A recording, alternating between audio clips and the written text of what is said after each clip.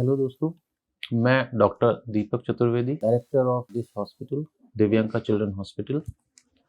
मैं एक बच्चों का डॉक्टर हूँ, साथ ही मैं न्यूनेटोलॉजिस्ट भी हूँ। न्यूनेटोलॉजिस्ट मतलब कि जो छोटे बच्चे होते हैं, 1 दिन से लेके 28 दिन तक के बच्चे, उसमें भी मैंने पढ़ाई की है। ऐसे बच्चों को क्या-क्या बीमारियाँ होती हैं और अभी हमारे समाज में क्या-क्या दिक्कतें चल रही हैं, इनको लेके मैं कुछ जानकारी आपको देने के लिए आया हूँ। मैं अपने इस हॉस्पिटल का डायरेक्टर हूँ और साथ ही मैं रेनबो चिल्ड्रन हॉस्पिटल भोपाल में भी अपनी सेवाएं देता हूँ। दोस्तों, आज हम H3N2 जो कि अभी बहुत ज़्यादा कहना चाहिए कि लोगों को डरा रहा है, उसके बारे में आपको छोटी सी जानकारी देना चाह रहा हूँ। क्या है? एक वायरस के कारण होता है जिसका नाम है H3N2। ये बेसिकली एक इन्फ्लुएंजा वायरस है। इन्फ्लुएंजा वायरस के 4 प्रकार होते हैं, ए, बी, सी और डी। H3N2 ए वैरायटी में आता है। इसके कारण होने वाली बीमारी, जैसे कि आप समझ ही पा रहे हैं, इन्फ्लुएंजा। इन्फ्लुएंजा मतलब कि फ्लू की बीमारी, जैसे जो आमतौर पर हम लोगों को जो सर्दी खांसी होती है, उसी से संबंधित बीमारी ये करता है। ऐसा नहीं है कि ये कोई नया वायरस आया है जो कि हमें परेशान कर रहा है। ये बहुत पहले भी हम लोगों के बीच आ चुका है। हम लोग इससे ऑलरेडी कहने चाहिए कि संपर्क में रहे हैं। सबसे पहले ये 1968 में फ्लू की बीमारी किया था इस वायरस ने, और उस टाइम पे पूरे वर्ल्ड में काफ़ी मॉर्टेलिटी या मौतें हुई थी। अमेरिका में खुद इस वायरस से 1 लाख के आसपास मौतें हुई थी। इसके बाद सबसे बड़ी परेशानी इस वायरस के साथ ये है कि ये अपने स्ट्रक्चर को चेंज कर लेता है हर समय, या हर जब भी ये बदलता है तो ये ज़्यादा दिक्कत करता है, और इस परिवर्तन को मेडिकल भाषा में एंटीजेनिक ड्रिफ्ट बोलते हैं। जब ये अपने संरचना में परिवर्तन करता है तो सिम्टम्स को और तीव्रता के साथ शरीर में रिड्यूस करता है। अब इसमें लक्षण क्या-क्या होते हैं? लक्षण जैसे कि आप समझ सकते हैं, फ्लू के जैसे ही इसके लक्षण होते हैं, जैसे कि सर्दी होना, गला खराब होना, खांसी होना, बुखार आना, बदन में दर्द होना, हेडेक होना, गले में जलन मचना, तो ये इसके लक्षण हैं। इनसे बचाव कैसे कर सकते हैं?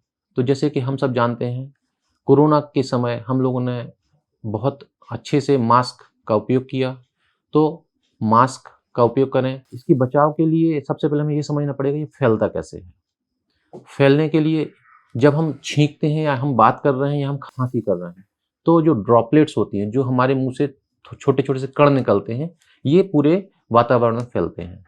इस कारण से जो भी हमारे संपर्क में आने वाले व्यक्ति हैं, जैसे हमारे घर के फैमिली मेंबर, या मान के चलो कि अगर हम भीड़-भाड़ वाले इलाके में जा रहे हैं, तो वहाँ पे भी जो भी इंसान है, वो इस कहना चाहिए कि कणों को इन्हेल करते हैं, अंदर लेते हैं और फिर वो इन्फेक्ट होते हैं।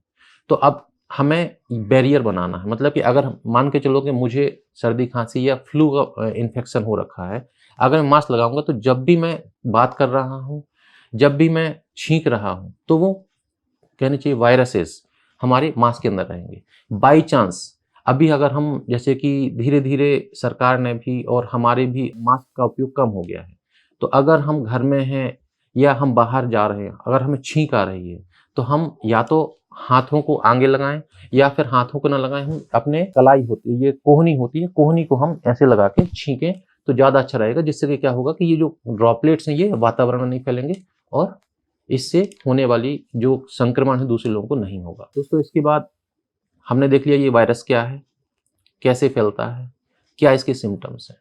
अब घबराने की ज़रूरत है क्या? तो मैं ये आपसे बोलूँगा, चूँकि हम इससे पहले भी मिल चुके हैं, इसने हमें पहले भी बीमार किया है, तो घबराने की कोई ज़रूरत नहीं है।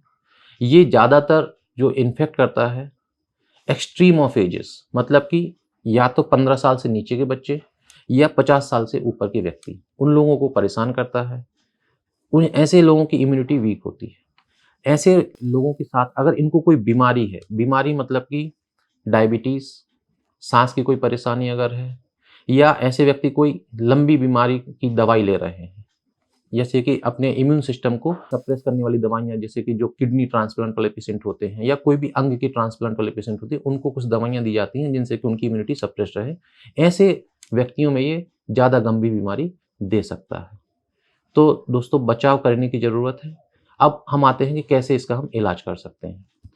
तो सबसे ज़रूरी जानकारी ये है कि खुद से इलाज ना करें।